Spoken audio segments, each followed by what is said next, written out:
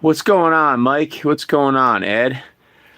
I got some Mac stuff to do, but I gotta fix this planner. I built this planner for my wife for Mother's Day, and I attached the bottom with just brad nails, a lot of them, and I told her, let me fill it with dirt. I was gonna make a false bottom out of, like, you know, foam and cardboard and shit, and like a typical woman, she didn't give me a day to put dirt in the thing, and she put literally 3 bags of dirt into this thing, and then it rained and the bottom fell out of the damn thing. So I got to work on this first. I just made this with a bunch of cedar fence pickets. My buddy's got a fence company.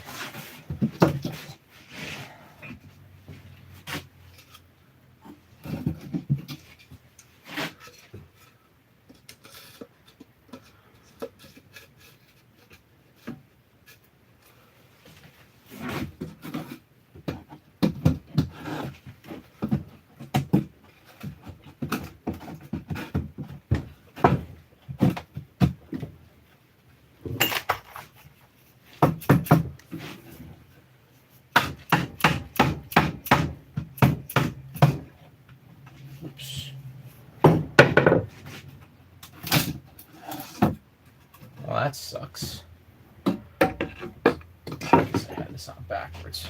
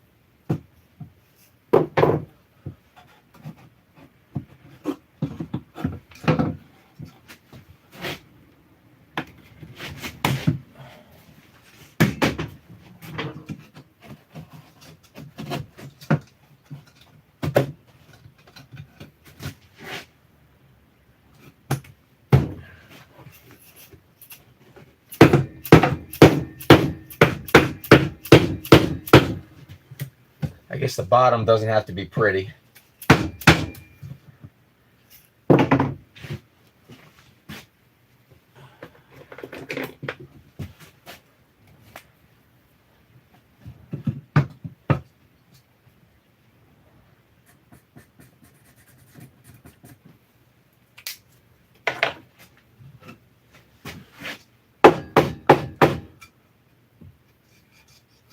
Make sure I'm not running my bandsaw blade through a freaking brad nail.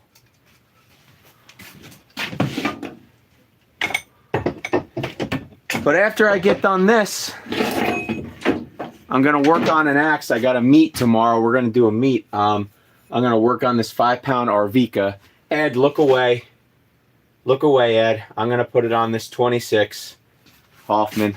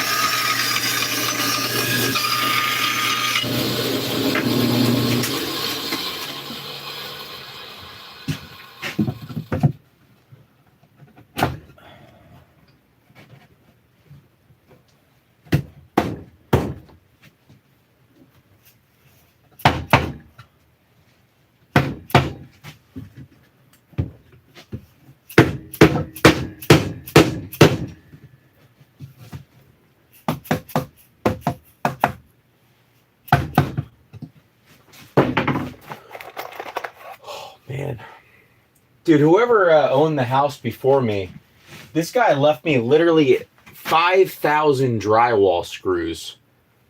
So I know drywall screws aren't, what we should be using to do wood projects, but for something like this, I think it works okay.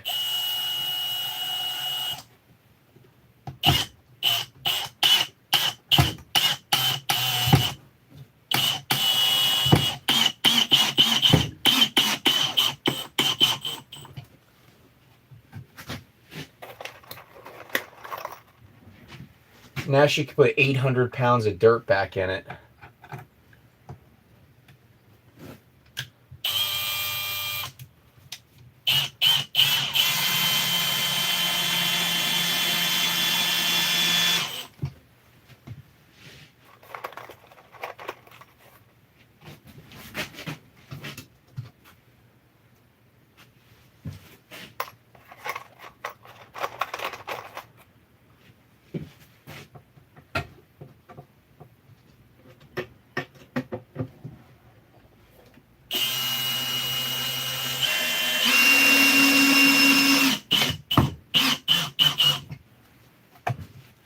What everybody else got going on our Saturday? Looks like a job for some 2x4 hunks.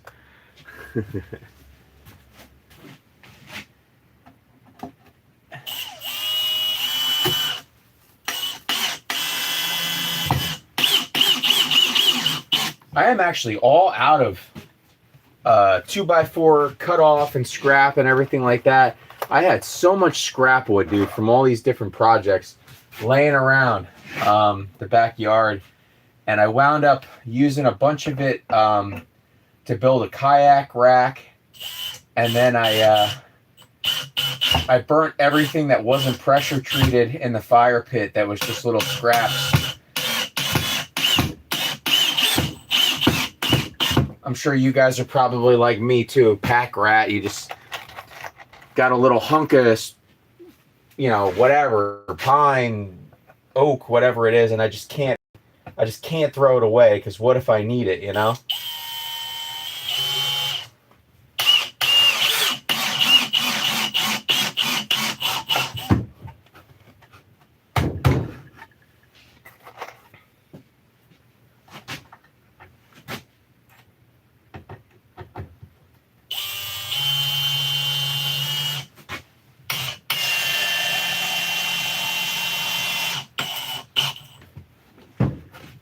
Yeah, she's not breaking this again.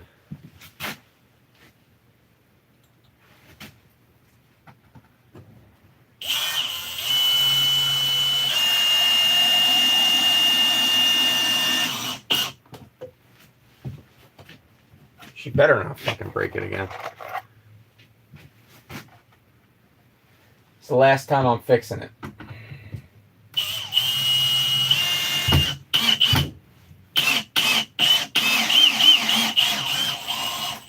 I guess if I had built her a stronger planer to begin with, though, I wouldn't have to be out here fixing it. So I guess I'm partially to blame there, huh? Oh, son of a bitch. Well, damn. This came apart too. Now I gotta fix this before I can fix that.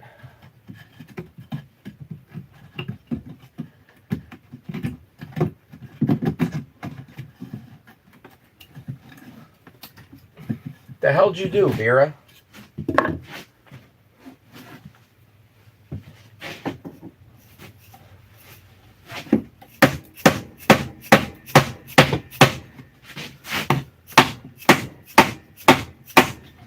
Yeah, I guess she just assumed that this was like her planter box that I built her, that she could just pile up, you know, half a ton of dirt in and be okay.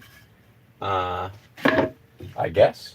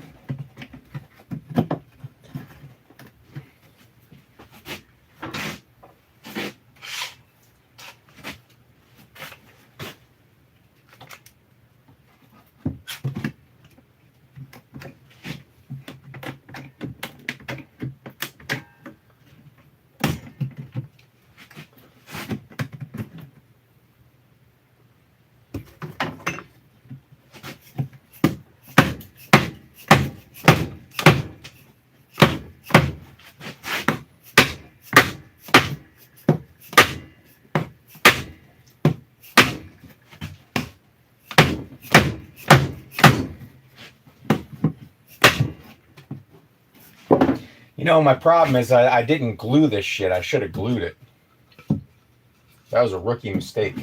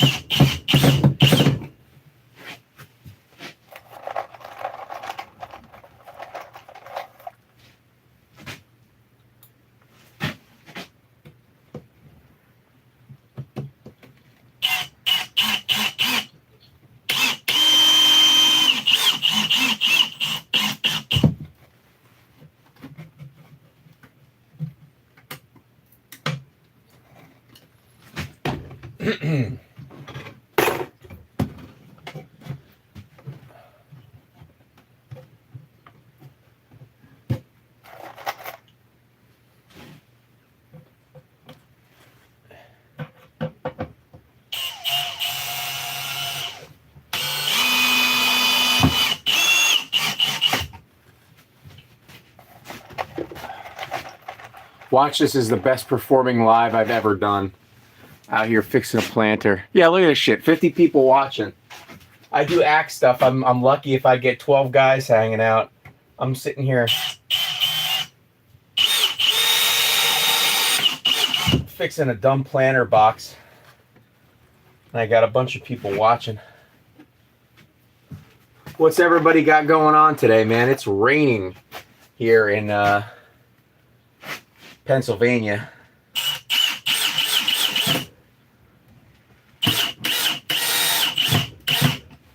I'm just gonna bang some screws into the side too. Keep this thing together at least for the summer. I got to make her another planter box too. Let me get some shorter ones.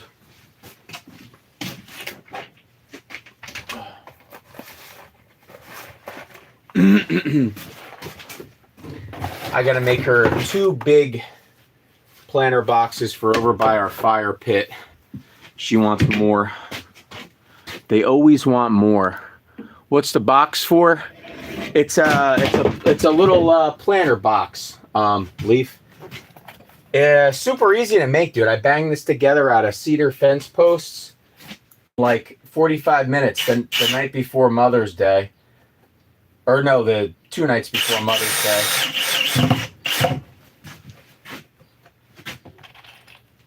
If you got like a local fencing guy,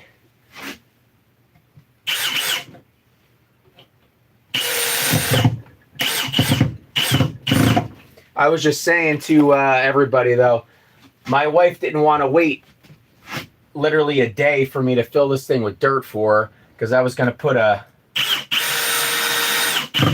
like a false bottom in there with like foam and cardboard and shit. She didn't want to wait a day, and she wound up sticking 2.5 bags of dirt in this thing.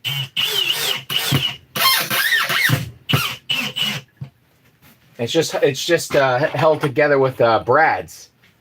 So the bottom collapsed out of it. It was real nice when I built it for her. It was nice and everything was nice and flush. I was assuming we were going to put maybe half a bag of dirt in this thing.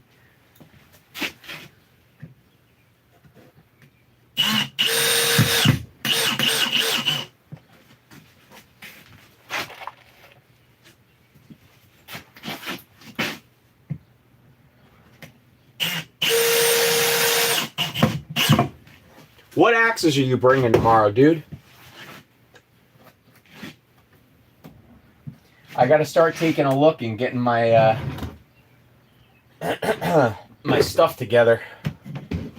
Make sure everything is sharp.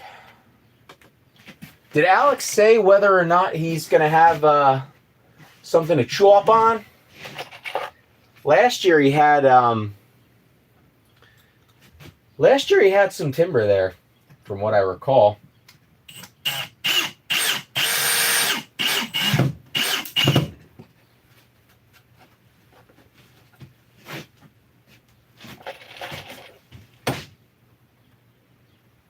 My Tazzy, my pup, and maybe a few others. Dude, I don't really know what I have, even like as far as to bring for like any trading. Pretty much everything I have, man, I'm kind of I don't want to get rid of. I am gonna bring the Munasai handle with the World's Finest Connie on it, though.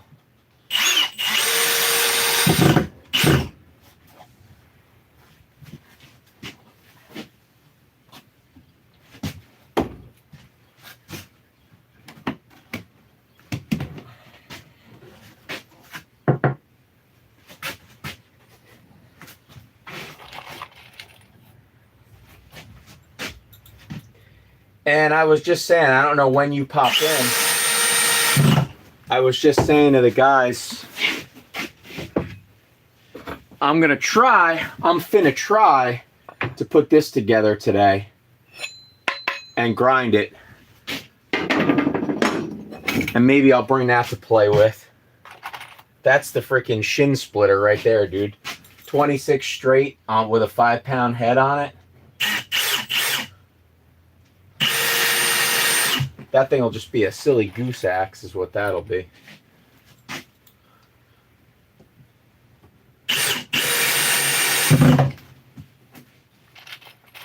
I hate friggin' Phillips head screws, dude. I've been using those, the hex head ones. I built a bunch of stuff with those over the years. I don't know why all screws just aren't that now.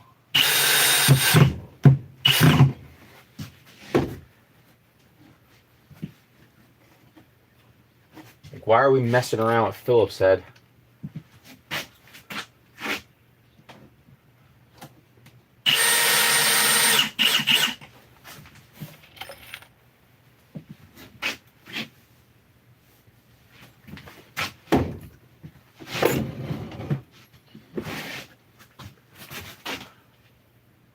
Jesus. 63 people are watching me screw together this dumb box. Well, if you're watching, let me know where you're watching from.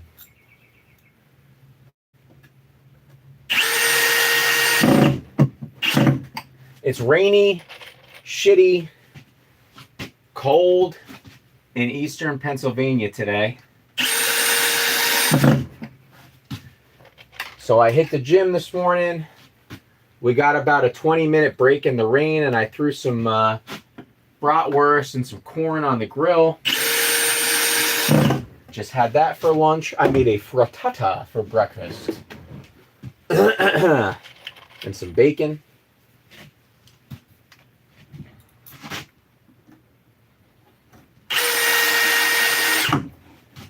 Do you guys enjoy a frittata?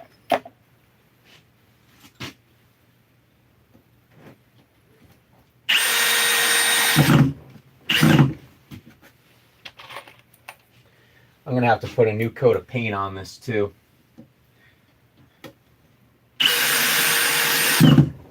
She didn't tell me I had to. I'm just nice. I'm a nice guy like that. I'm going to do that for her.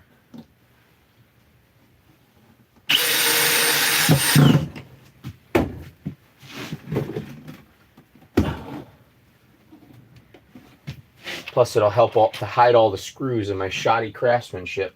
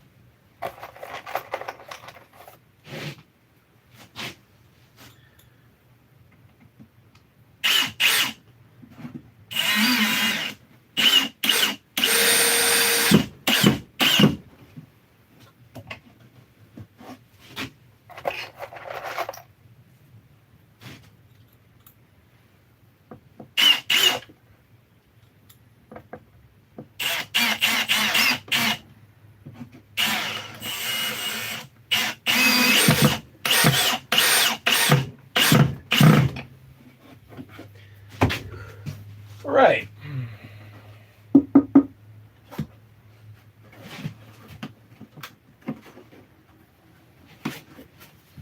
Pop one more in there.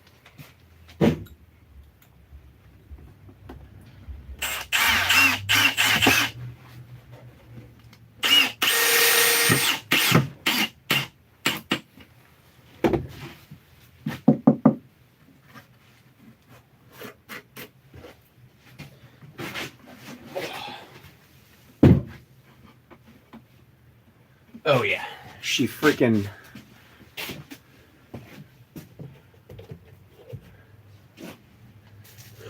Oh, she did a number on this one, guys.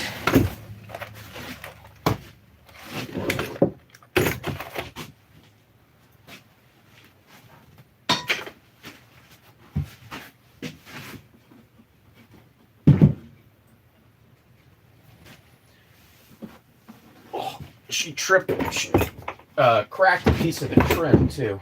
Here. Anybody else have a wife that frustrates them?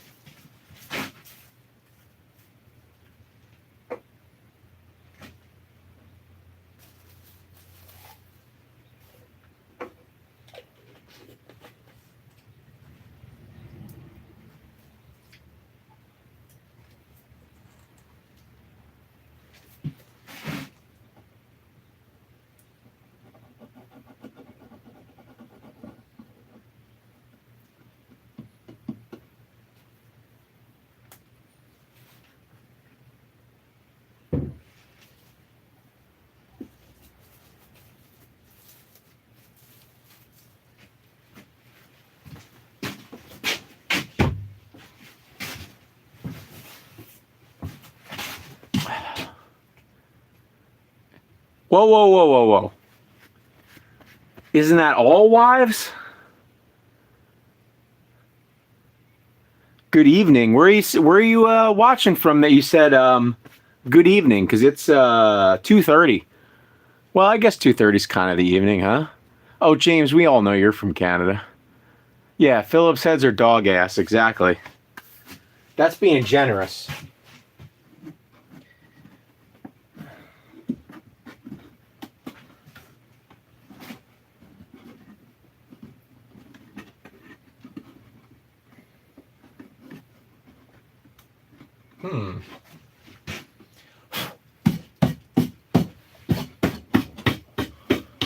Well, in typical me fashion, I didn't plan this out or anything. I just started cutting a bunch of wood and putting it together. So it's not surprising that it wasn't the best.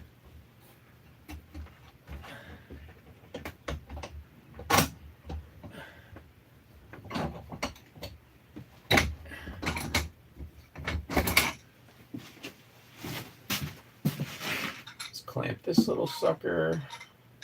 Are you bringing your old lady with you tomorrow, Leaf? I don't know why I almost called you Lloyd.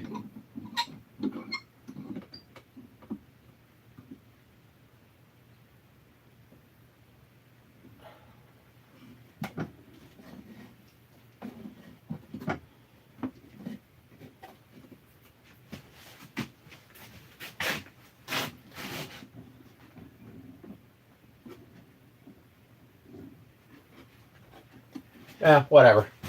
Ugh. Oh, shit. Yeah, this thing sucks. I'm about to just throw it in the fire pit and start over. Happy Mother's Day, Vera. All right.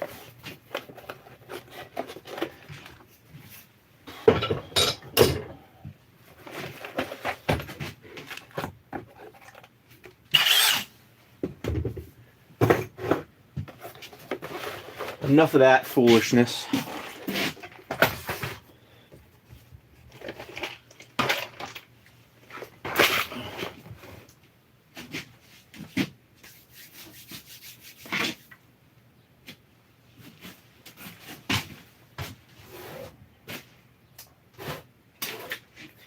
Dude, what am I, a fucking moron? I'm like...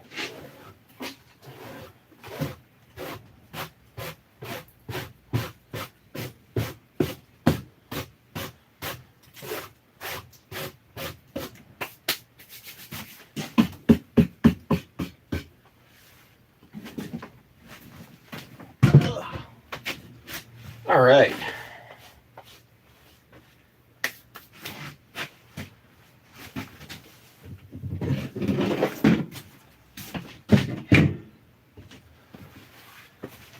So yeah.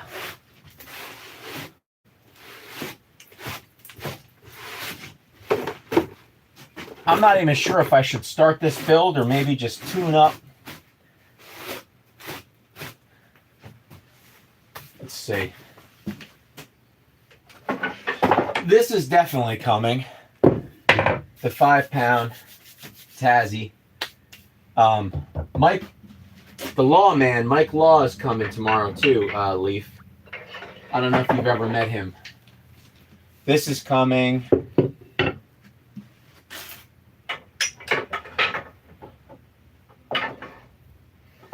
I was actually thinking about bringing this too. I've only ever swung this one time.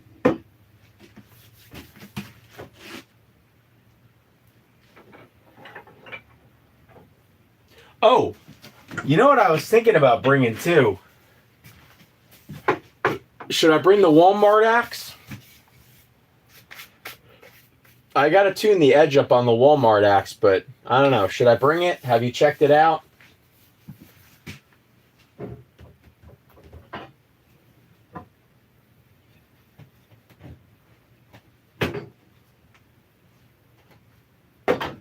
I was also thinking about bringing the little Jersey too, but I don't know. I don't want to bring a shit ton. I'm rolling out there with Mike Law, and I don't want to load his car down, and I know he's only staying for a couple hours, so.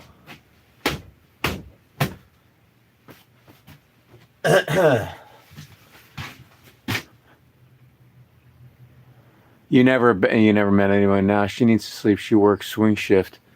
What is she, a dealer?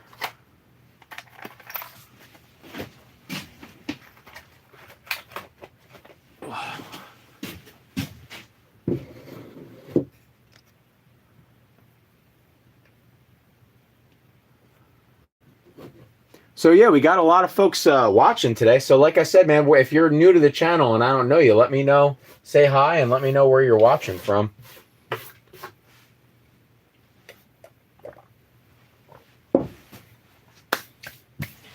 And if you're watching from America, let me know what you're doing for Memorial Day weekend. I got to tune the edge up on this World's Finest before I load that sucker up. This one's pretty good.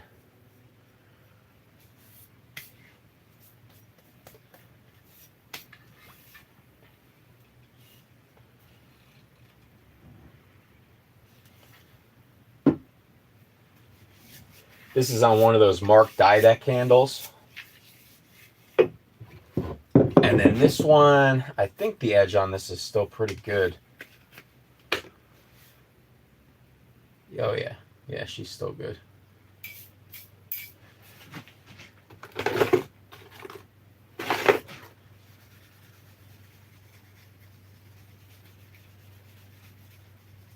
Yeah, Leaf, I think you'll dig this axe, man. This thing is a freaking bruiser.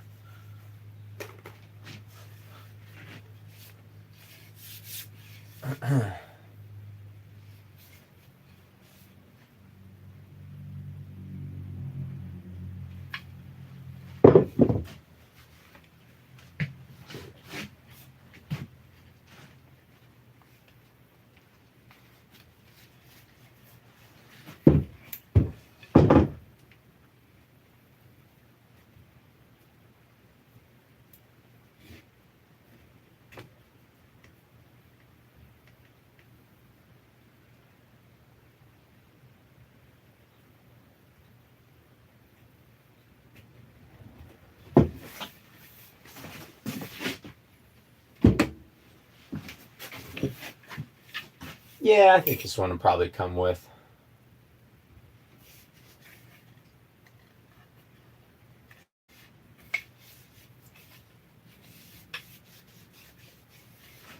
A Tassie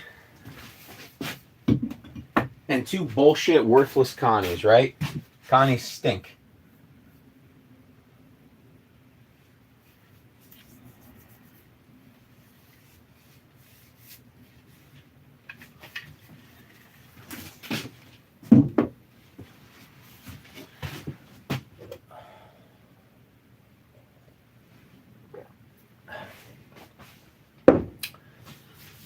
Oh, I got a little cool pickup. I forgot I left it in my car, but some dude was selling crap on Marketplace. Antiques, collectibles, toys, whatever. So I hit him up, asked him if he had any old tools. Oh, I have a bunch of old wooden tools, blah blah blah blah blah. I'm thinking he's got, a bunch of wooden shaves and stuff like this. He had like 3 of those like wooden block planes, and dude, the house was like, it wasn't a hoarder house. I don't want to say it was a straight hoarder house, but it freaking stunk, man. Stunk terribly. The dude looked like a derelict Donald Trump, if that makes sense. He had that weird Donald Trump hair and like the color of the hair was like whatever. Nice enough guy. I feel bad like poking fun at him, but like just like one of these crazy old codgers that just has like a house filled with shit. And he was like, he asked me like 5 times in like the 20 minutes I was there. So what is it you're looking for again? I'm like, dude, like, are you not listening? But yeah, he didn't really have anything as far as tools, but he had a collection of all these old tins. And I got this little, I thought it was like a box of snuff for a second, but it turns out I looked it up on my phone. It was like W.O. Wilbur Company or something like that out of Philadelphia. It's a little tin that used to have like powdered cocoa in it. But I don't know what the hell I could use it for, but I think it'll look cool sitting up on the shelf. But he had a whole collection of all these old tins. Some of them were cooler than others, but a lot of them he wanted like he knew what they were worth kind of a thing. But yeah, man, you wind up in situations like this with Facebook Marketplace and stuff where like you deal anybody that's got a house full of old collectibles and stuff that they're looking to get rid of, they're always eccentric people and they never let you leave. So, you know, my first instinct is to always be polite, always be nice, always, you know, entertain conversation or whatever. I've just learned over the years, man. Eventually, you just got to be direct with people and go, all right, well, here's $5 for the 10. I paid $5 for the 10. Here's $5 for the 10, brother. Thank you. I got to take off. See you later. Because I'd still be over there wheeling around this dude's house. And you know what? If it's cool shit, I'll stick around and take a look. But I don't want to sit here and sort through boxes of what did he have? He had a bunch of like train memorabilia and shit. I don't know. Should I even start this thing? Should I even start this build? What's this hand gonna look like? Shouldn't go too bad, actually.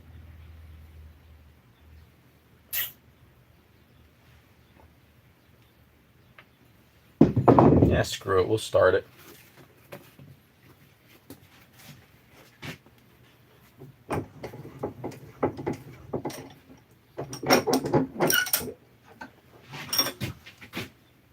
Squatch, what's up, dude? Hey, William, what's going on?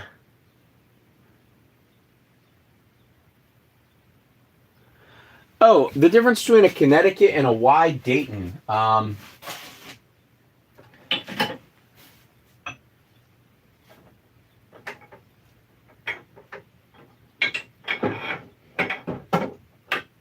mean, really, it's just the pole. Like you said, the pole kind of pinches in. But I don't know if I have a true wide Dayton.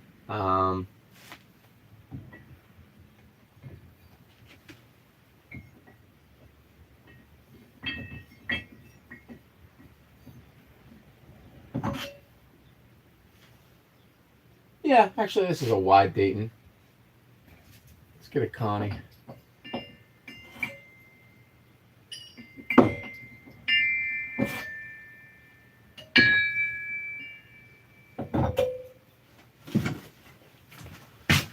So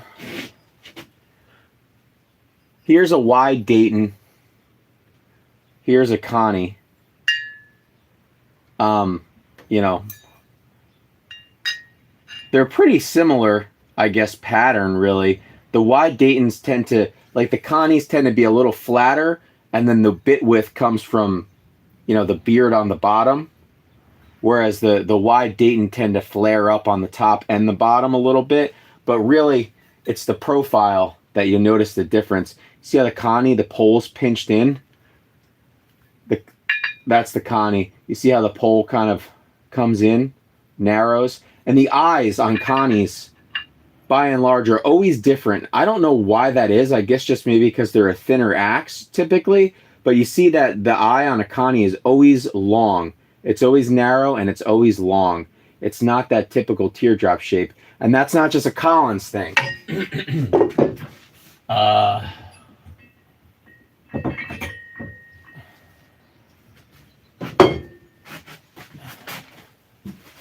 Most of the Connies I have are hung now.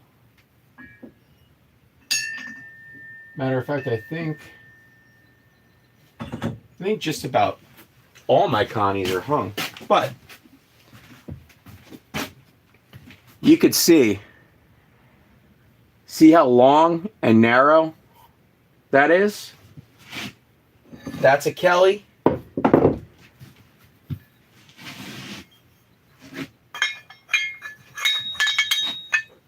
There's a Collins and there's a man. Very similar eyes, right? Long and narrow eyes. Both Connies.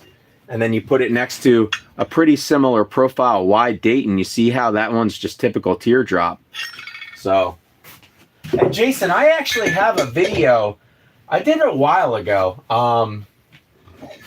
It's called like Connecticut versus Michigan versus Dayton pattern or something like that.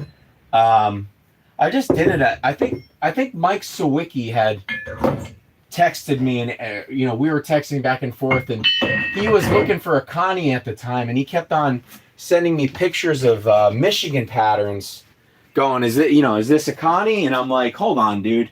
Give me 10 minutes. I'm going to film a video for you. And the video actually did really well, believe it or not. It was just such a off the cuff video. Yeah, no problem, dude. I'll keep making it back. What are you going to keep making it back, Squatch?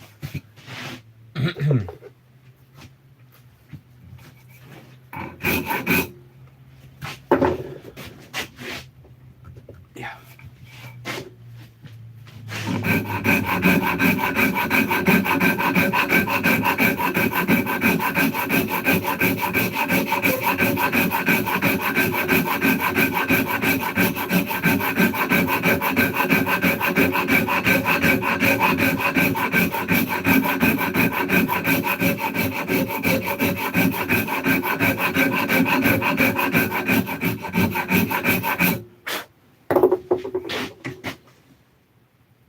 Oh, coming back. What's going on, John Ballard? Hey, Randy, what's happening, man? Randy, I was just showing my buddy Leaf, who's a PA guy, the axes I was thinking about taking to a meet that we're doing tomorrow. And I was asking him if he thought I should bring the Walmart axe.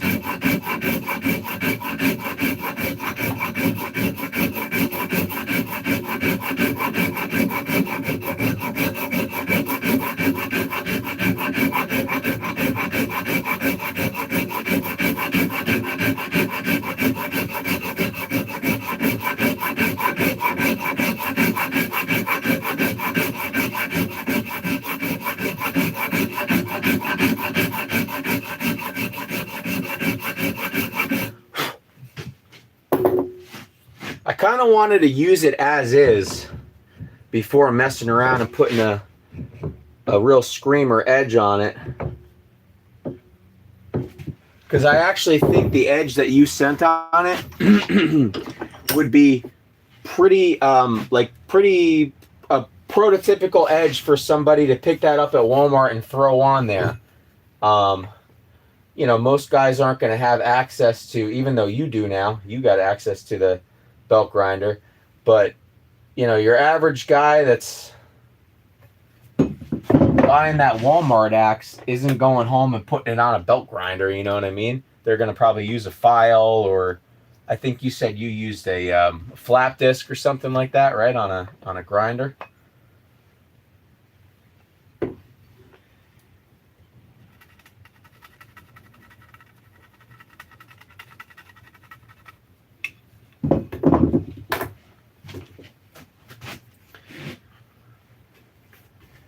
I gotta make a set of soft jaws for the vise.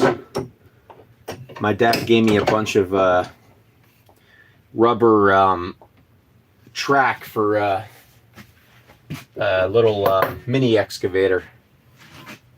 I gotta cut a couple pieces and maybe put some magnets or something on them.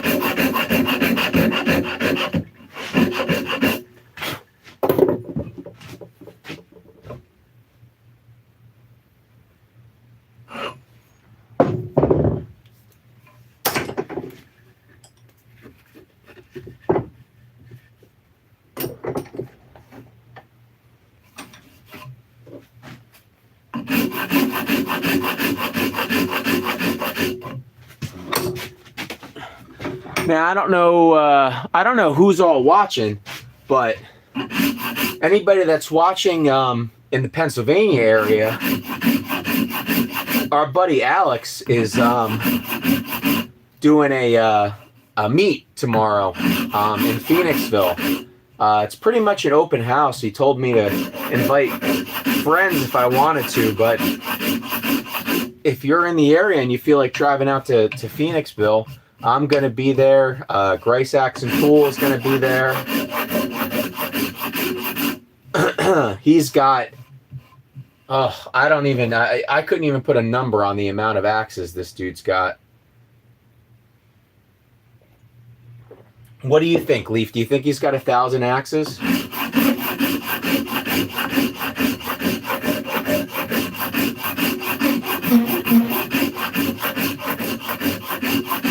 But he just bought a collection off a guy, and I think it was like 60 some axes, and they were all embossed.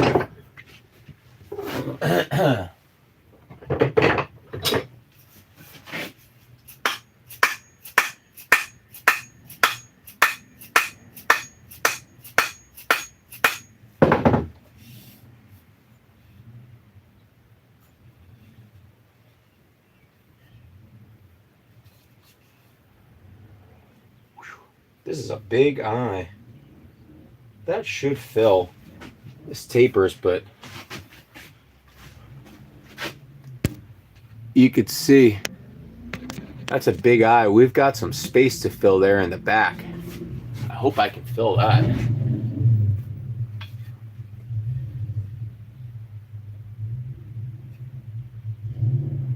I mean, it tapers enough. I think we should be able to get it.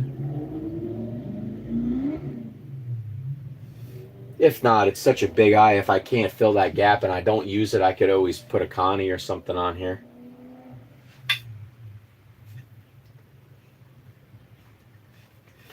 This thing is going to be, like I said, man, this thing is going to be a bruiser.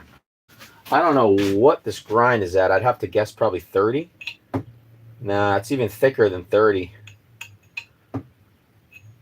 It's like 31 maybe. Bring this down to like a 22.5 or a 25.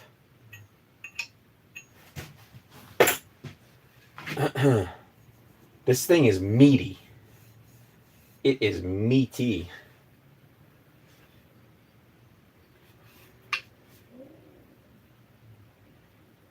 I've never hung a Halsbruck Tasmanian before. I've never even handled one.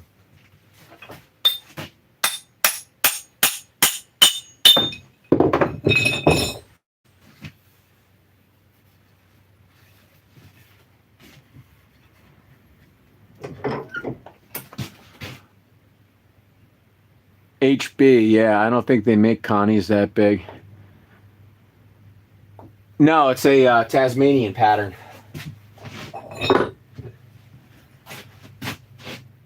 Pretty typical Tassie, like no pole. Real thick cheeks. I got this one.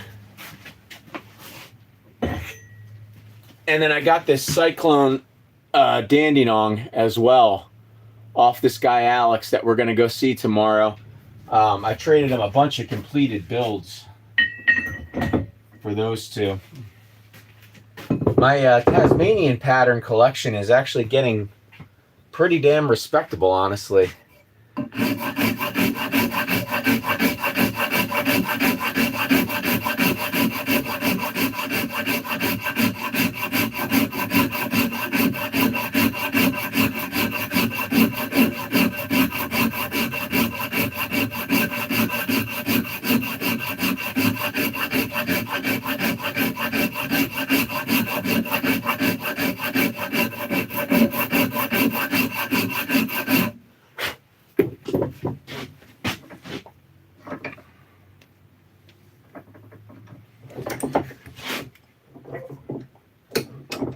Yeah, I'd say out of all the Tassies I have at this point, this Halsbruck Arvika 5-star is probably the most prototypical Tassie profile that I have. All the other ones are a little atypical as far as the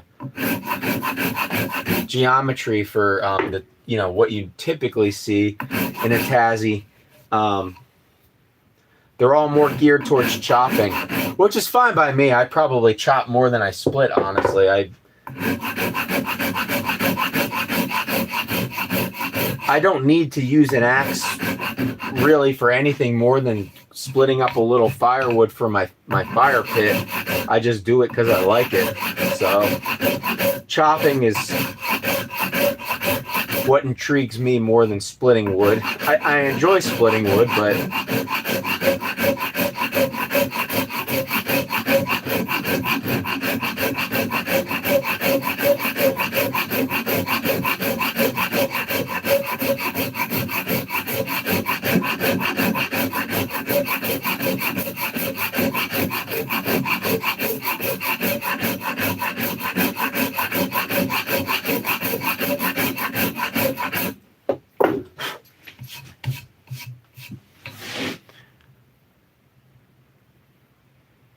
keep on keeping it. Air Bean, what's up, man? Or Air Bear, what's going on? Wood for the forge. You can split with a chopper, but you can't chop with a splitter. Well, I mean, you can. Hey, thanks, John Ballard. Appreciate it, man. John, it's a good thing you subscribe, too. We're coming up on 1,000 subs, and I'm going to do a giveaway. So stick around, dude. Stay tuned.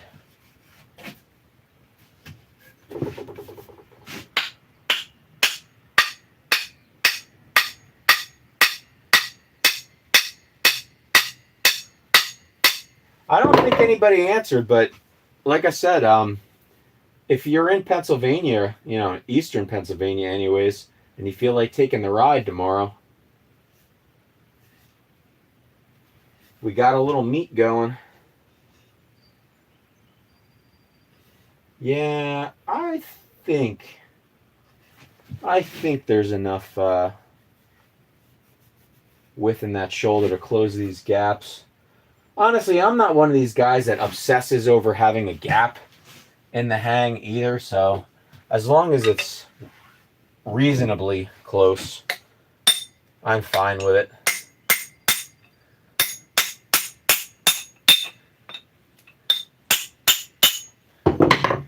If I was selling it, if I was sending it out, you know, it might be a different story, but I'm not. I don't typically sell my builds. I'll usually trade them, but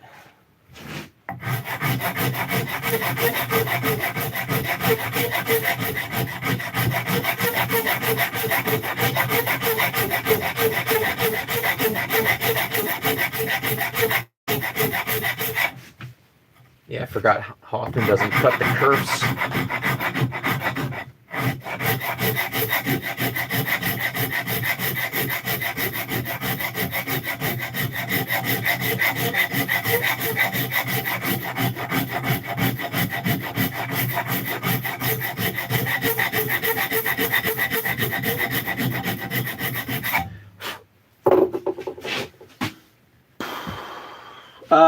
This is hickory, John. I did not carve this handle. This is a Hoffman 26 octagonal. I actually got this in a trade.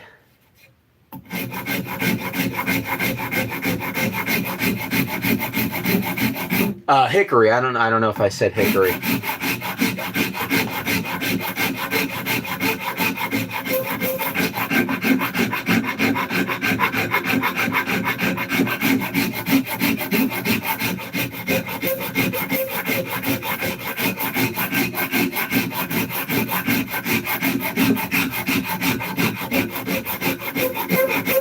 John, where are you from, man?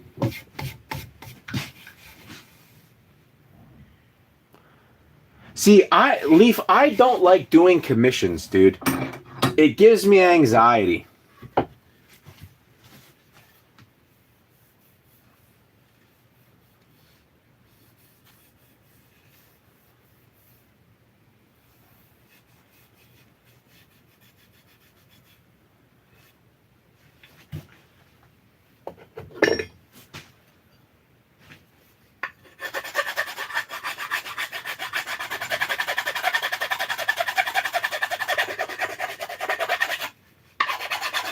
Actually, I'll do a commission for Alex because he never usually is very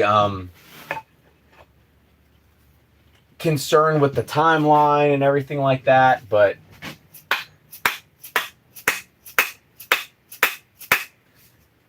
I just hate having shit hanging over my head.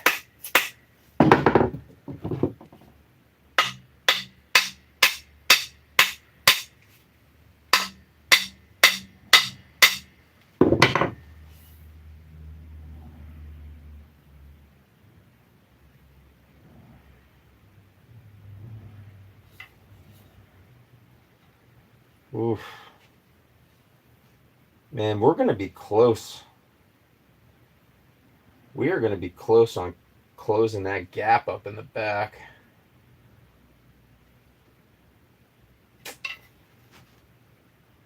It's going on straight, though.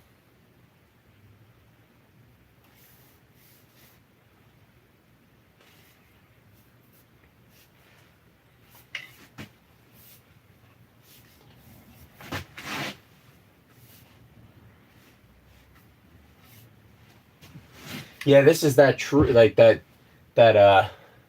prototypical Tassie profile with the barely any pole. I always think they look a little odd hung on a stick, but they're cool, man. The bit drop on this is real. This thing just dives on you. No pole.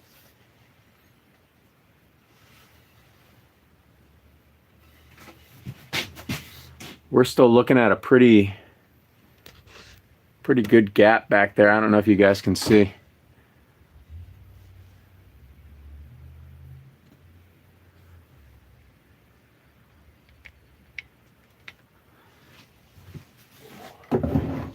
Yeah, Dan, I asked Dan if he was going to be around, if he felt like coming down to Phoenixville.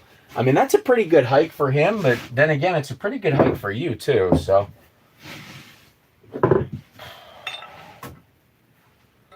One of these days, I know he was talking about having some folks up by him. I know he said he's pretty much got an open invitation for axe guys to come up and chop, split firewood and stuff with him. One of these days I'll take him up on that. The area that he lives in, I've done quite a few camping trips. It's beautiful up there.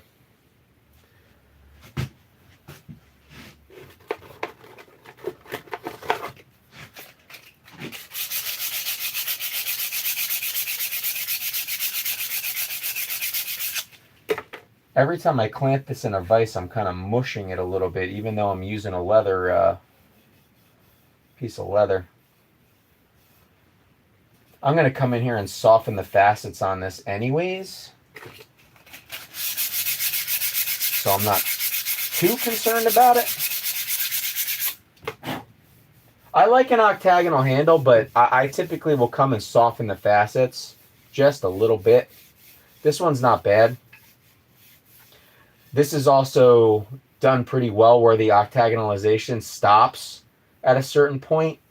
Like House handles, I don't know how they are doing their octagonal these days, but back when I was buying from House, they would octagonalize all the way through the swell. I did not like that. Like I have a vintage octagonal handle that's just like this. Octagonal, and then it kind of tapers off on the last maybe 3/4 of the handle, where your support hand, or whatever this is, your strong hand, wherever that goes. Does anybody know what that's from? Remember that scary movie too? It's my strong hand. Nobody? Am I the only one?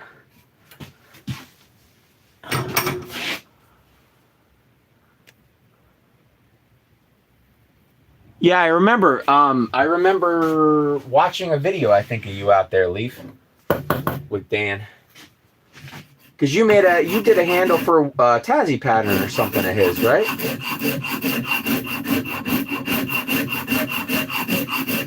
Dude, he's gotten into chopping, I see. Every time I see him, man, he's standing on a log doing some cross-cutting. Looks like he took up chess instead of checkers. That's what I always equate it to is splitting wood is like playing checkers. Chopping is a match of chess. It's a thinking man's.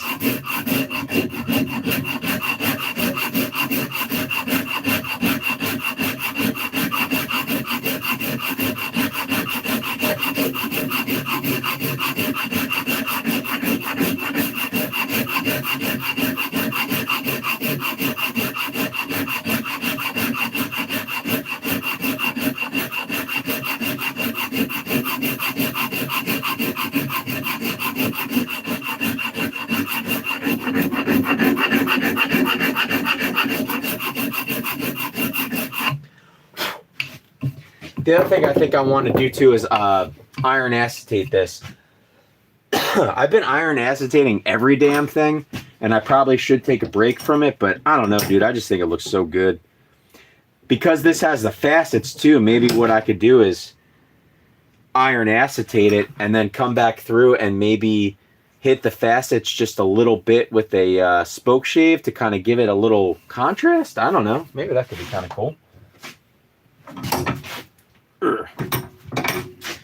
My voice is a little raspy.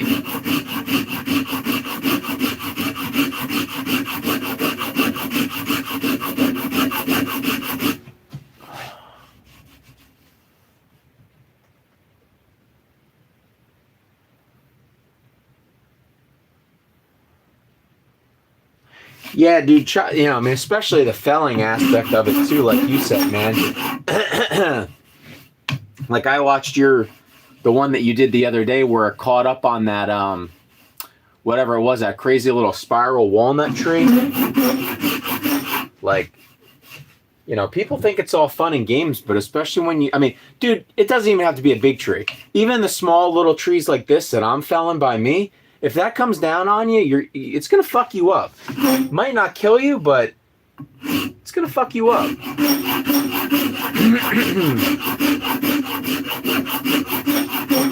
I think people that don't do that don't have a level of respect for how much even a small tree weighs. Like, remember that video that I did when sassafras got caught up in the canopy and I had to keep on felling it and then chopping it down again and again to get it to finally clear the canopy? That was a pretty small sassafras tree, dude, and that thing weighed hundreds of pounds. I literally could not pick that thing up and try to drag it out. And I mean, I'm not going to toot my own horn. I'm not the strongest dude out there or anything like that, but I'm pretty strong. I mean, I'm not a weakling.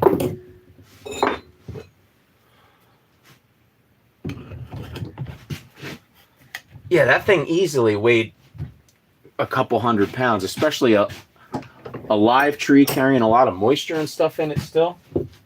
But that one that fell the other day and took a weird fall, a weird turn on you. I mean, that could have killed you easily, very easily.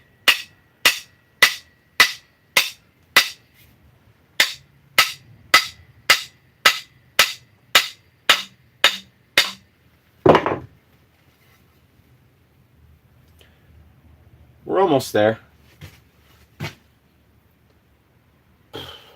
I don't want to jinx myself, but this is a pretty straight eye.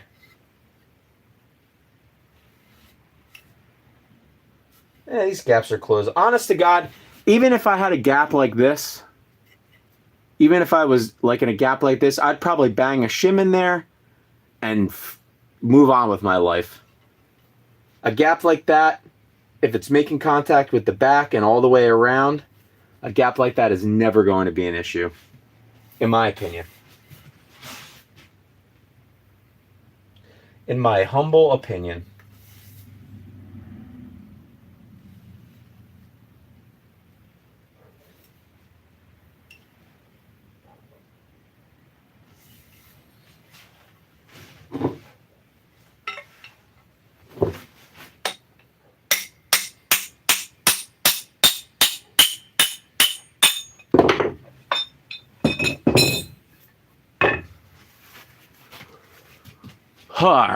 What do we got? Want your time? I'm from India. Oh, what's my time? It is 3:14, 3:13. Yeah, I was lifting sections of Hemlock the other day, and I was telling Kevin it felt like I was in the gym. I was just in the gym an hour ago, actually, man, before I went over to that crazy old Coots house. But dude, the freaking cordwood gym, man, that'll wear you out quicker than lifting weights. That's for sure. And chopping, I mean, not only is chopping gonna build up strength and gonna build muscle, but that's cardio like crazy, dude. And Kevin will be the first one to tell you his cardio stinks. So probably nobody, I don't say nobody, but Kevin will chop as good as anybody. He could swing as hard as anybody for a minute. And then once the gas tank starts going, that's when he's in trouble. I have never seen a dude Kevin's size as strong as he is. I mean, we chat about gym stuff quite a bit. And he's struggling to keep 170 pounds on him. And this dude is just freakishly strong, especially because he's not old, but he's not a young ass kid either. It's not like he's 23 or something like that. I mean, he'll be 40 in a couple years. But he didn't go to the gym for a long time, and he only started going like I don't know, 2 months ago or something. And he's already hitting crazy numbers. I mean, I've been going to the gym religiously for coming up on 3 years, and I've got 40 pounds on him, and I can't do the lifts that he can do.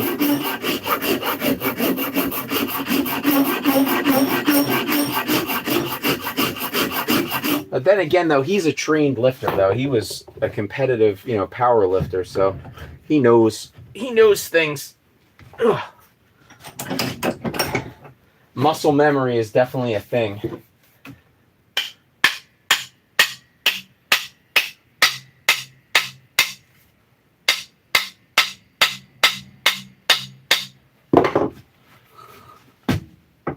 Okay, bye. Kevin is built. Which country? The good old United States of America.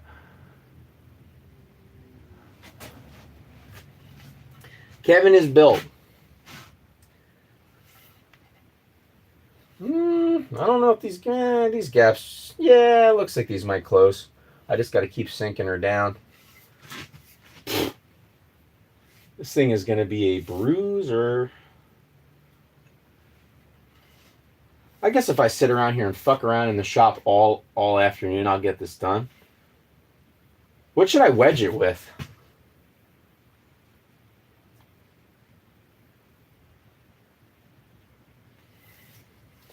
I'm going to probably do a 3-piece wedge like I've been. Leaf, I don't know if you've been messing around with 3-piece wedges a lot lately. I have been doing 3-piece wedges almost every build. Yeah, he's got freak. His sister apparently is very strong too. He was telling me his sister also used to do competitive bodybuilding, and his father was I want to say he said his father was a Golden Gloves boxer, so he does have good genetics. Genetics definitely do play a part, for sure. But I don't like when people go, oh, he's just got good genetics, because that just totally devalues everything else that the person is doing, when it's just all chalked up to like, oh, he's built different. He's built different. Because he may have good genetics, but if you talk to Kevin at all, he'll tell you the reason why he got into lifting and shit is because he was a string bean his whole childhood and adolescence and teenage years, and he only started getting into that shit when he was, I think, in his 20s. So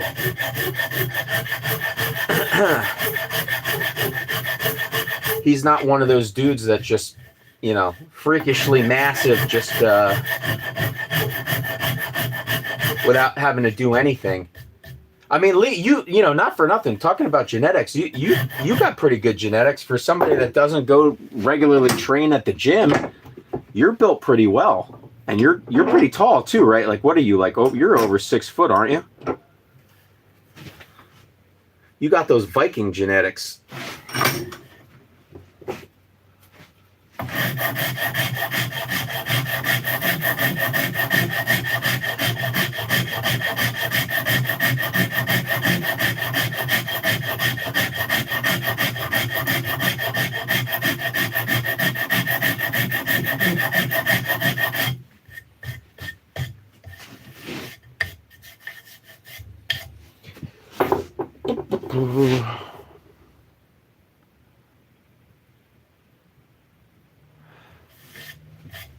Am I going to do a cry? I don't know. It depends. Depends on how the top of the eye looks. It looks like it's filling pretty nice.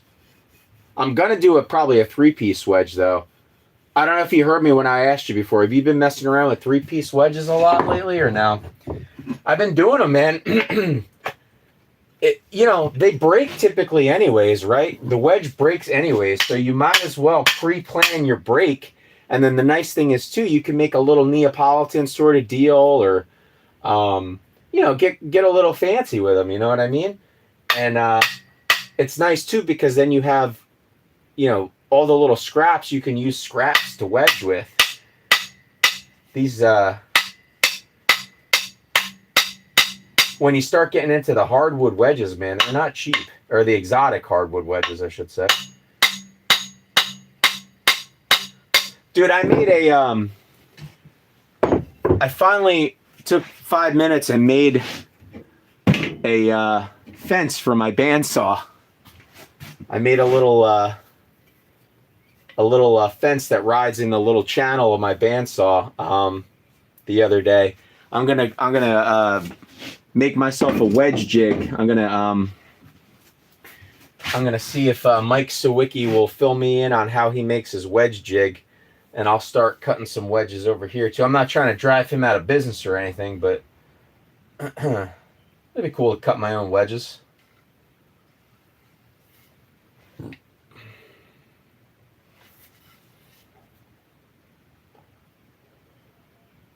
This bit is thick. I'm going to have to get a new 36 grit belt when I grind this one.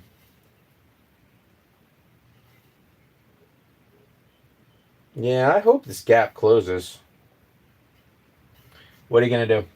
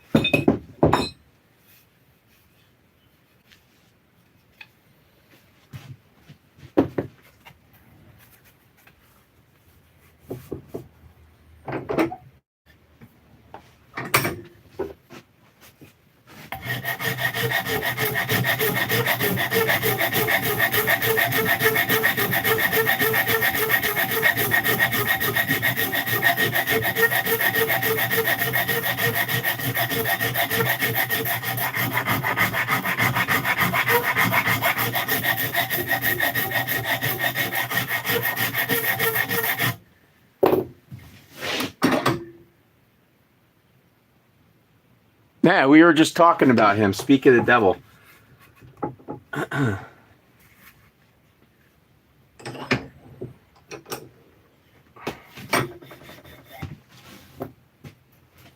We were talking about your freakish strength, Kevin.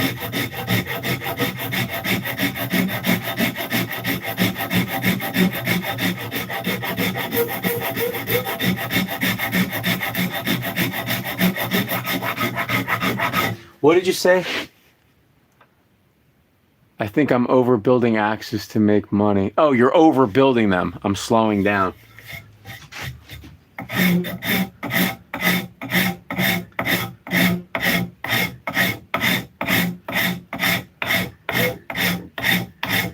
I don't know, man. You and I have talked about this before. There are easier ways to make more money. Like I was saying, dude, doing freaking shocks and struts on a Saturday afternoon will make you 3 times as much money as selling these builds will. But I know you like doing it, so.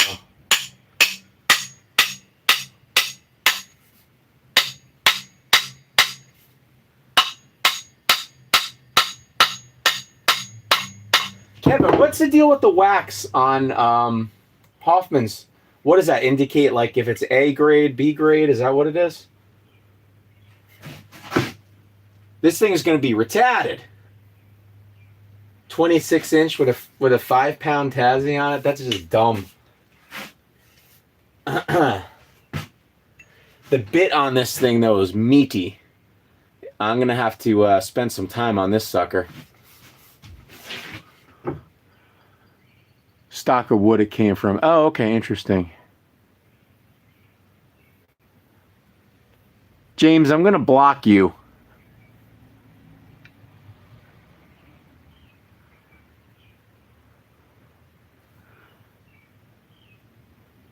Yeah, camp axe. Yeah, exactly.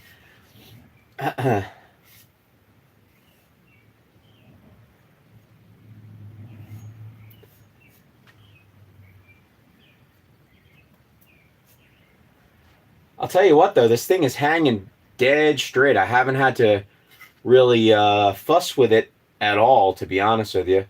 Unlike every high test I've ever messed with. I would snag another Halsbrook Tassie. Dude, you know what I want to snag too is an Elwell or a Braids. I need an English Tassie in the collection. I mean, if it comes, it comes.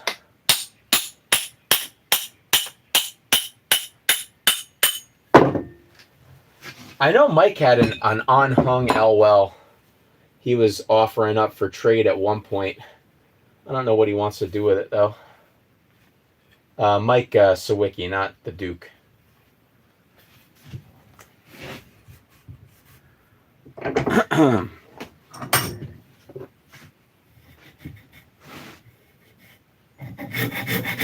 The only complaint is I still have a little gap on the one side of the shoulder, but I think it's gonna fill.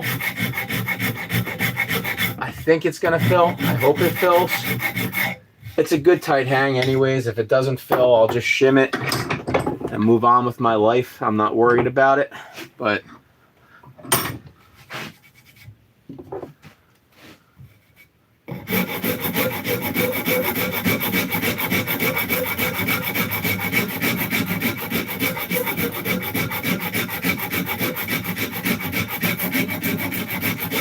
yeah, the race to get this one put together for Alex's meet tomorrow is on. Still has the, what'd you say? Let's see. You have a Braids cockatoo. I know you do. I don't know. Thanks, Randy. Depends on how much you want for it.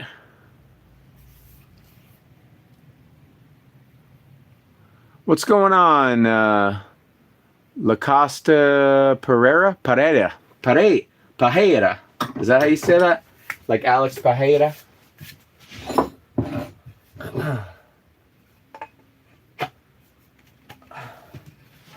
I mean, shit, if it's not too much trouble to bring it. I don't have a whole lot of trade fodder at the moment, though, I'll be honest with you. Everything I have, I kind of want to keep. I don't know what you're looking for.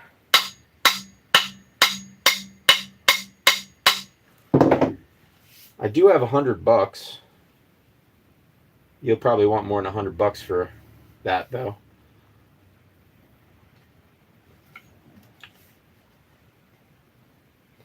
Yeah, as I'm sinking this, it's looking more and more like that gap is not going to fill.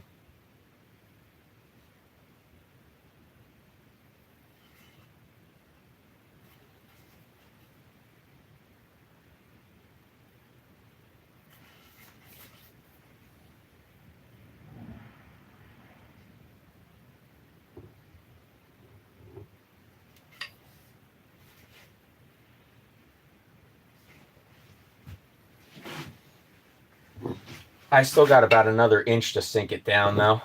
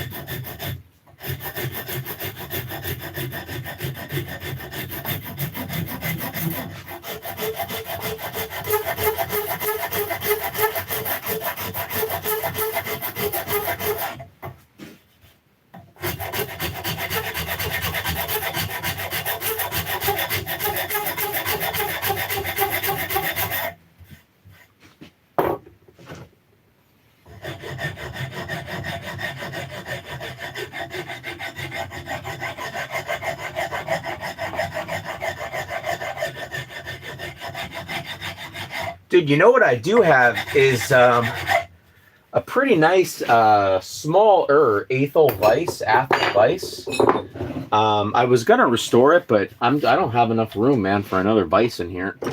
Nor do I really have the need for one. I don't know if you're in the market for a good bench Vice, but I got one of those. Not that I think a Tassie for a bench Vice is a good trade. I'm just saying.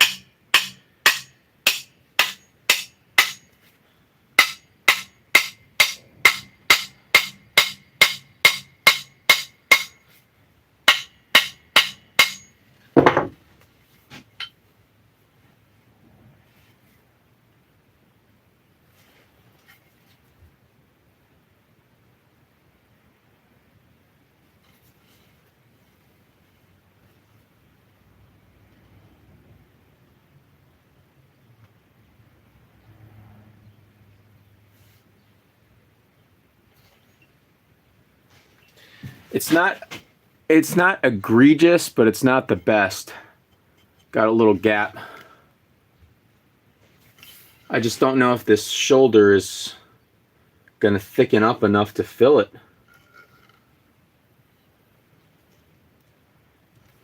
Like I said, I'm not terribly worried about it, but this thing will be fun. This thing will be kind of dangerous.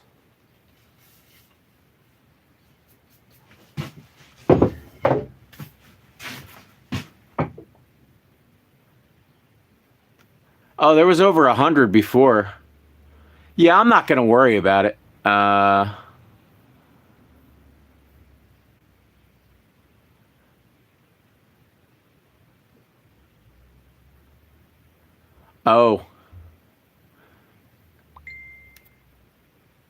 Holy shit, we've been live for an hour and a half already.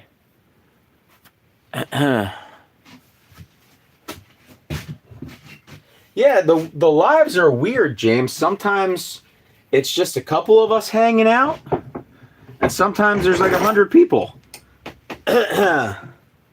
It's weird how that works.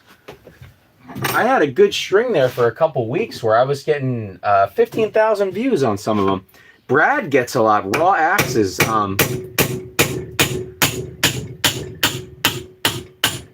He'll sometimes do live streams where he gets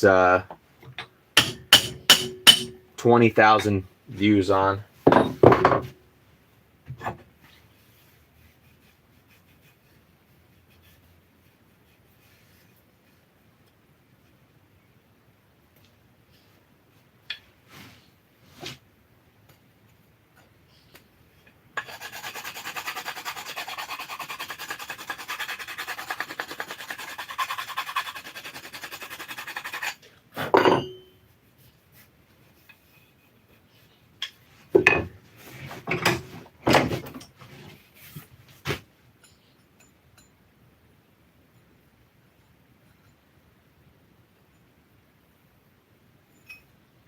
Does anybody know what the timeline for the Arvika 5 stars are?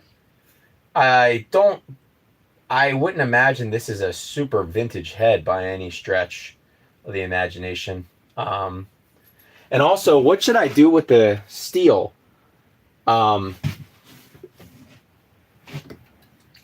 It's got a bunch of red paint on it, which again, I don't know if that's factory or somebody just painted it red at some point. Damn. This twister is seized up. Oh, it's got a lock, dummy.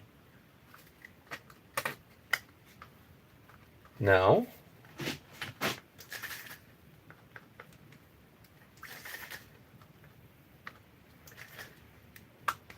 I'm gonna have to just pop a hole in the bottom of this and drain it into the oil can here.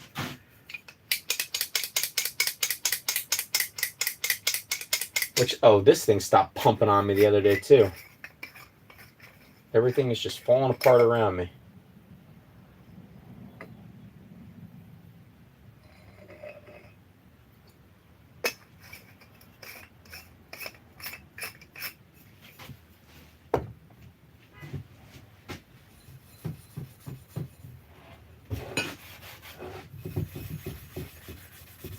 Yeah, I wonder how well this would clean up with just a little elbow grease and some steel wool.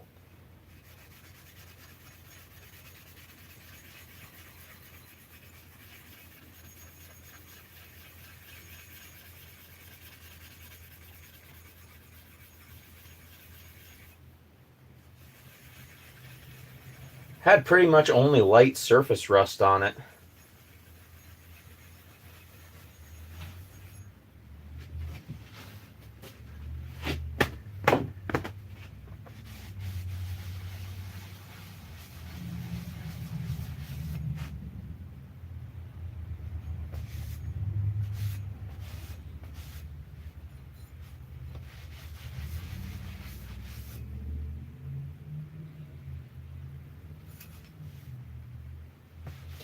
Yeah, you know what? Maybe I'll tape it off, and I'll just hit the bottom with a cup brush.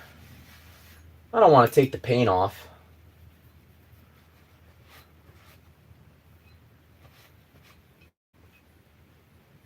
I also don't know if this is truly 5 pounds. I don't know. I'm assuming the bottom weight 5 is 5 pounds, 2.2 is 2.2 kilograms. I don't know. I mean, I live in America, so I don't know the metric system for shit. Is 2.2 kilograms 5 pounds? James, you should know that, right? You guys use the metric system in Canada, don't you? Ooh.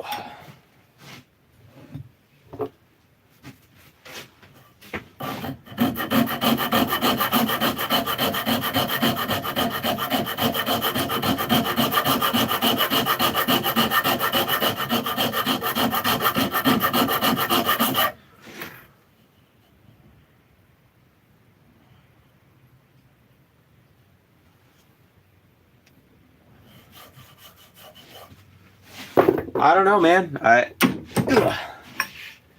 Who says I'm missing them? Maybe I'm just lurking.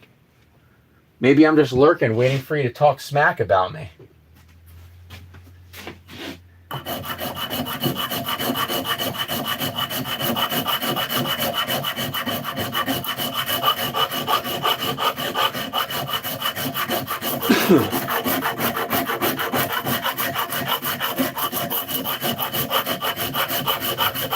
I've seen every single damn live you've done, man.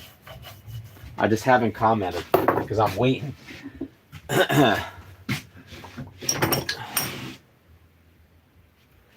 I'm waiting for you to say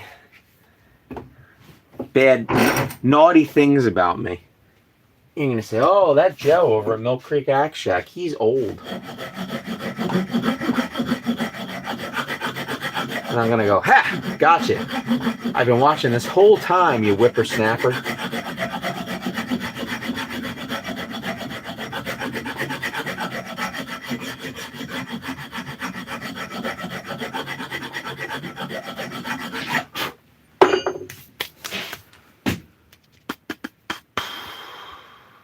Oh, 96 people in the chat.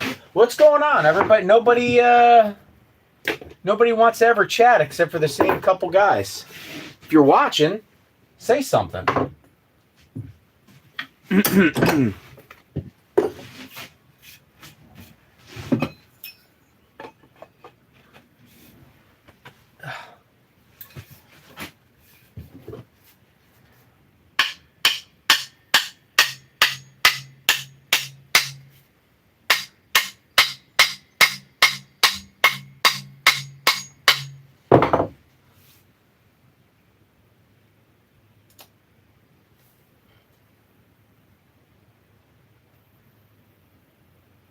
Yeah, this eye is funky, man. This eye is...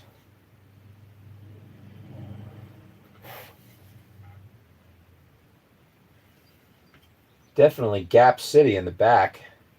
Wow. I got another inch.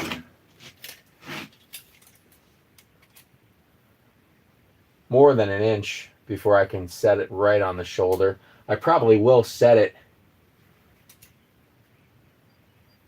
I probably will set this down on the shoulder pretty damn hard.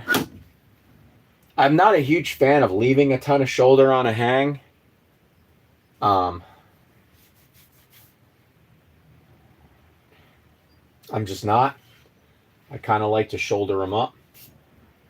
I'm not saying it's the right way, or it's just the way I like it.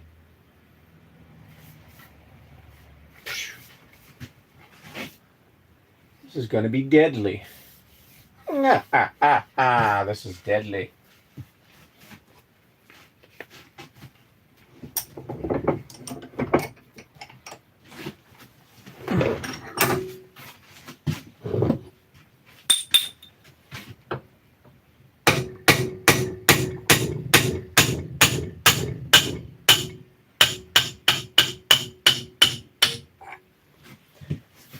Make sure to bring your chainmail, Leaf. What the hell did I just whack into him? Oh, the hook. Shit.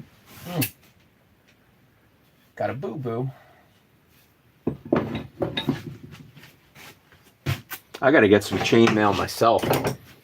I got to get the ones that go up to the shins. Because it's only a matter of time before I hurt myself.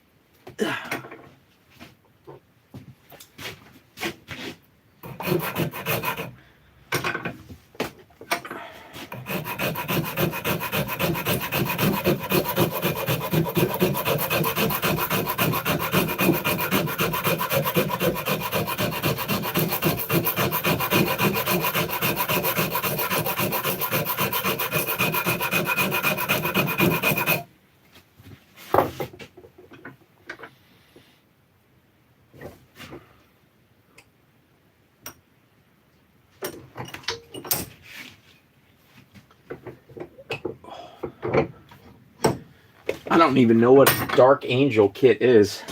What's a Dark Angel kit?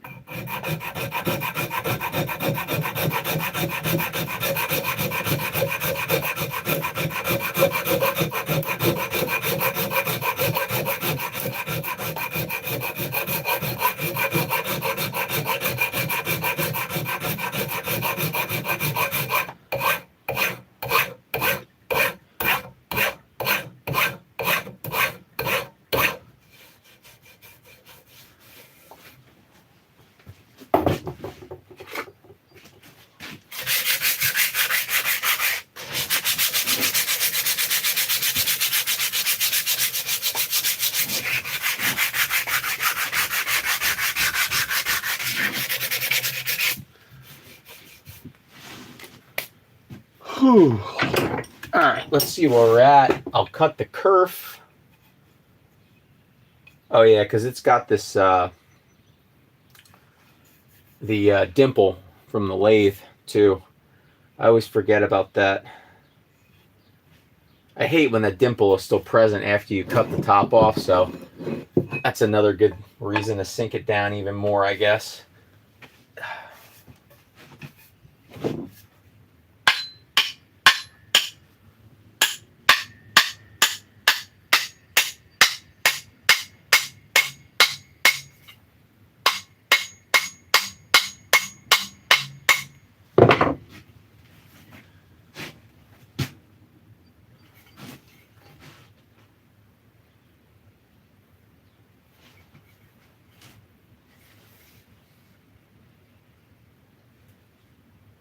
It's gapped, but I don't know. We're gonna be close. We're gonna be close.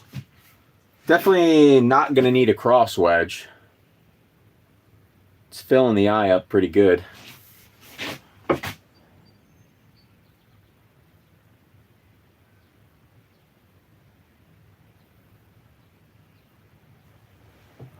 I don't know. I never heard of them before.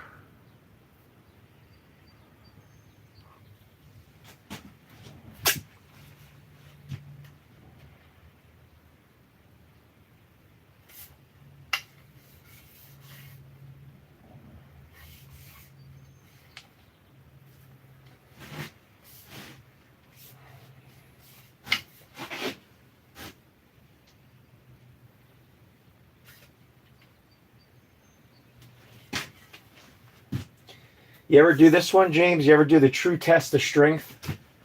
The old straight arm right into your face. Sometimes I sit there with a big 5-pounder and just point it out like that. Just because I'm so damn strong. Got that old man strength.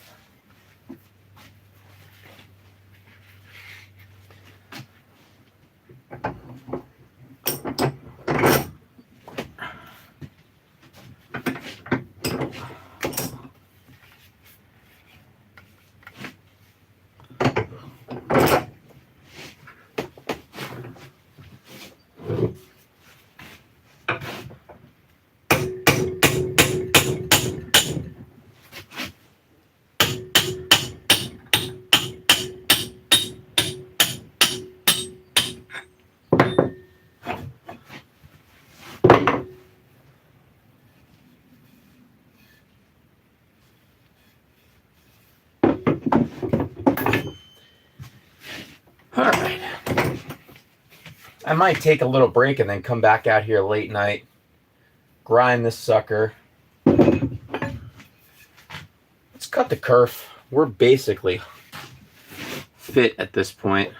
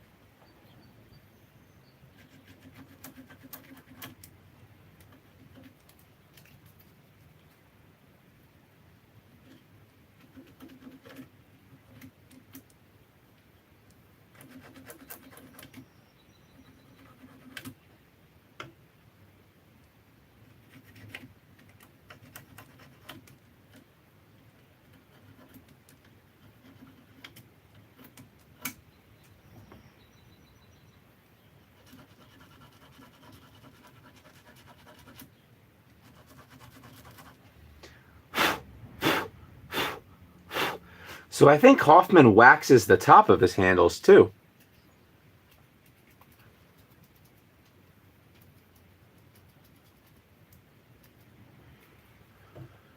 Could be wrong. Nah, they're definitely waxed.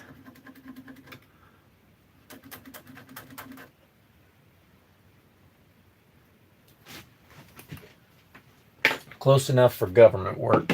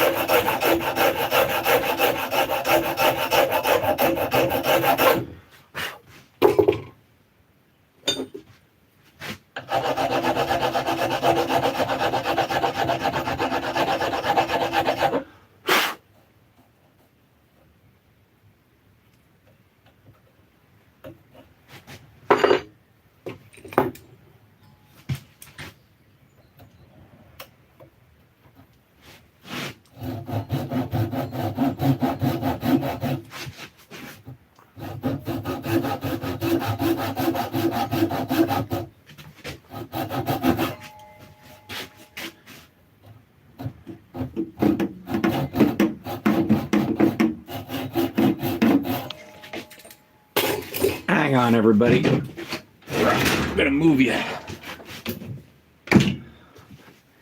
I got the camera clamped to the bandsaw.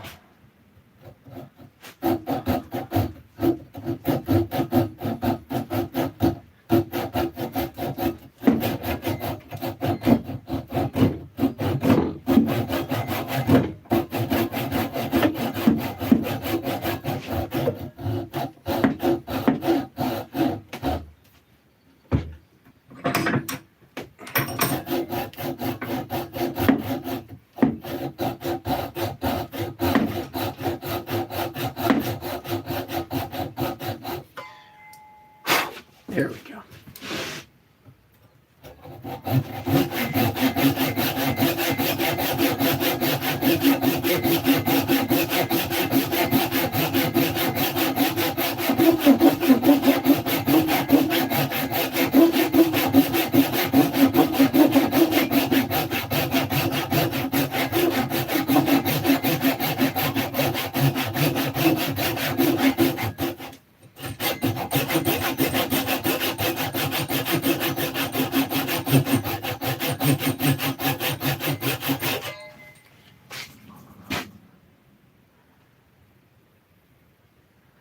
Yeah, dude, I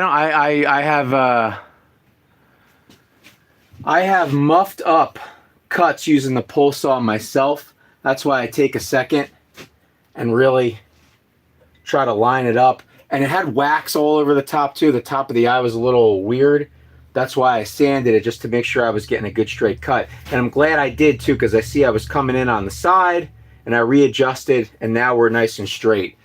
Now, usually what I do too is I get it started and then I bring it to the bandsaw and just finish the cut.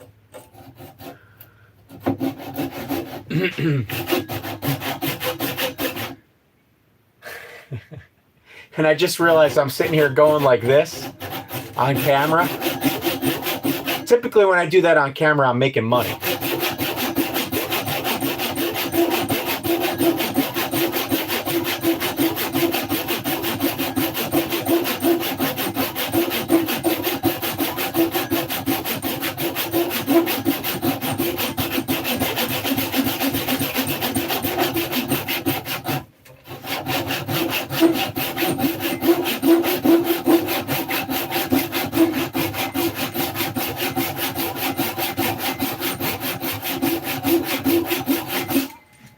So I'll get it started. Here, I'll flip you guys around here. One of these days I'll have to do the shop tour. I keep on teasing a shop tour. There we go. I guess we can kind of see that. The bandsaw.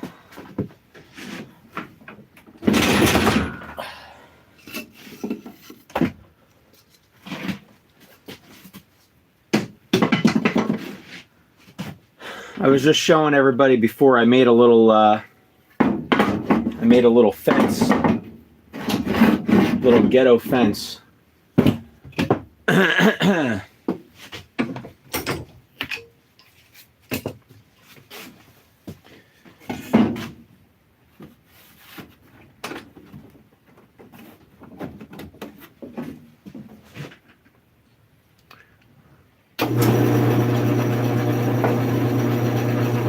Actually, another thing that I do too is the reason I start the cut is so that I could start the cut with the blade already in it, so that I don't have to, because I have fucked up a kerf just bringing it through the bandsaw, thinking I'm looking at the front thinking I'm straight, and then I pull it out only to realize that I'm tilted, you know, because there's no flat reference on a tongue.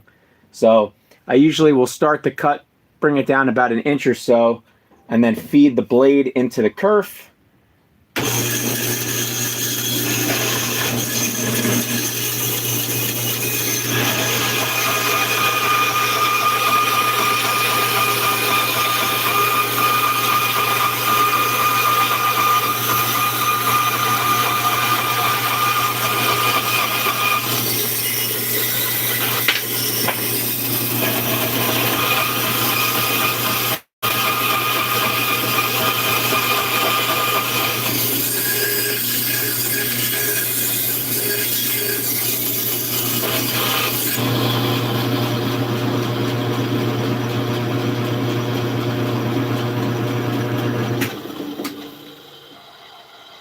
Now, the other thing I've also been guilty of too is bringing that kerf down, getting a little greedy and bringing that kerf down way too far. Because you could cut a kerf too short for sure, but you can also cut it too long. But you want it two-thirds of the way through the eyes, what the common wisdom typically is. We're about halfway through now, a little bit more than half, so go a little bit more. But like I said, I always start the blade in the kerf, that way I'm not fighting to try to get it in there.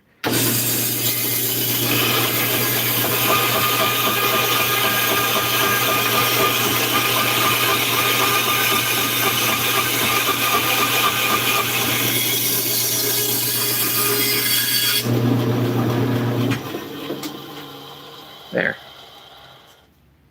I don't like to use the word perfect, but that's about where I would imagine we're going to need to be.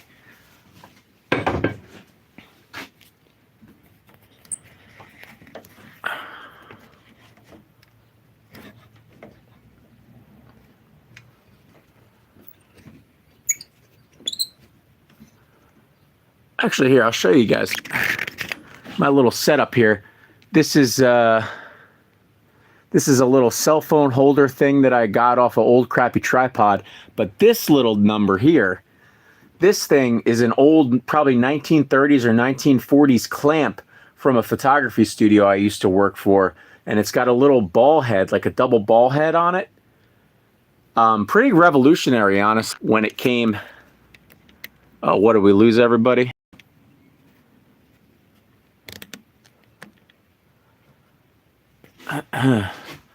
So yeah, guys, anyways, we got 2/3 of the way cut on our kerf. Got a lot of people in here, man. Everybody say hi. I'm doing a giveaway too, guys. I know I keep on teasing the giveaway. 1,000 subscriber giveaway. We're going to do a full build. So I'm also planning on giving away a big fixed blade knife with custom handle scales. And then we're going to give away the Walmart axe too after we're done testing it. So if you're not a subscriber, do me a favor and shoot me a sub if you want free shit. Because you have to be a subscriber in order to win the giveaway. Now, usually what I'll do too is after I get the kerf cut, I'll come back through with the pull saw again and just kind of open it up a little bit with just the, you know, the blade on this pull saw is thicker than the bandsaw blade.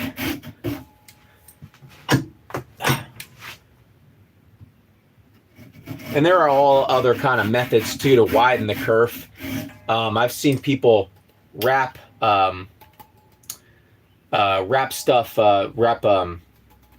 sandpaper, you know, over the back of a, where is my saw?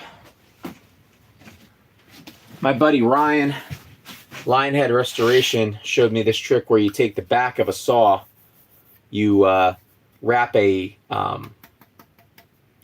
piece of sandpaper from a orbital sander and then kind of bring it through and sand the inside out. That works pretty good.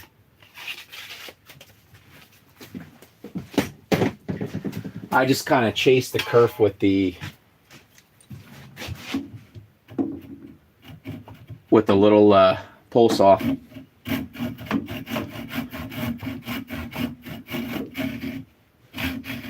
That's what's interesting about this hobby is everybody's got their little tips, their little tricks. I don't think I've ever seen anybody do it the same way. Everybody's got their own little methods. And that's what I like about the community too, is that, you know, especially everybody that's willing to share their methods. You don't see a whole heck of a lot of gatekeeping in this community, which I think is great. Occasionally you will, but I'll tell you, some of the, you know, I've talked about this with Ed before. Some of the people that have every reason in the world to keep their trade secrets are the most willing to show you how they do it. Like Ed is an open book. You want to know how to do anything Redbeard is doing, he'll happily tell you how he's doing it.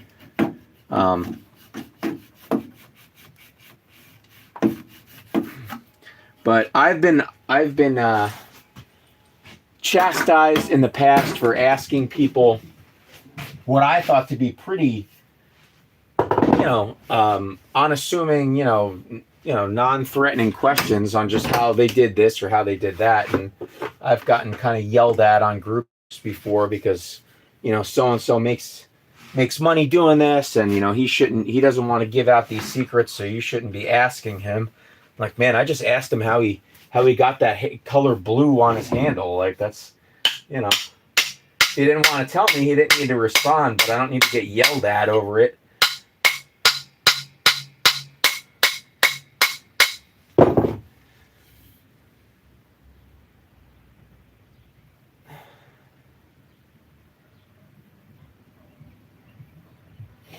Yeah, doing a 2-piece or a 3-piece wedge on this one's going to be, I think for sure, the right move, because we've got a pretty, the Hoffman handle and this eye didn't match up very well as far as the shape. So there's a lot of gap back here, tight, and then a little gap in the front. Now I'm going to probably go back over this with the rasp and make a little bit more of an even gap just so that I can get some spread.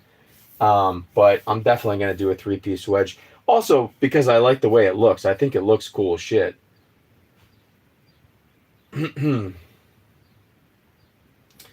So what I think I'm going to do is take a little bit of a break here now, guys, and then come back later tonight. I don't know if I'll do a live or not, but I'm going to throw a grind on this. I think we're going to do a traditional Tassie radial grind on it. This doesn't have a super high center line. Maybe a little bit. I'm not sure how banana we can go on it. We'll try. We'll see. But I want to take this down a little. I only have, you know, we're going to a meet tomorrow, so I only have so much time to work on it. But we'll hang it, throw a rudimentary grind on it tonight, sand it down, do a couple coats of the iron acetate, and then we'll take it to the meet tomorrow. I'm going to bring some extension cords tomorrow. I'm going to have the phone plugged in, and I'm going to run it live while we hang out at the meet, and, you know, maybe we'll catch some gold. You know, hopefully we'll be doing some chopping if the weather cooperates. And if you're lucky, you might get to see one of us plant this thing in our shin tomorrow. So, thanks for tuning in, guys. I'm going to sign off for a little bit. I might come back around, you know, maybe 7, 8, 9 o'clock, something like that. But we've been live for like 2 hours now, man. So, all right, guys. Well, enjoy the rest of your Sunday, folks. Take it easy.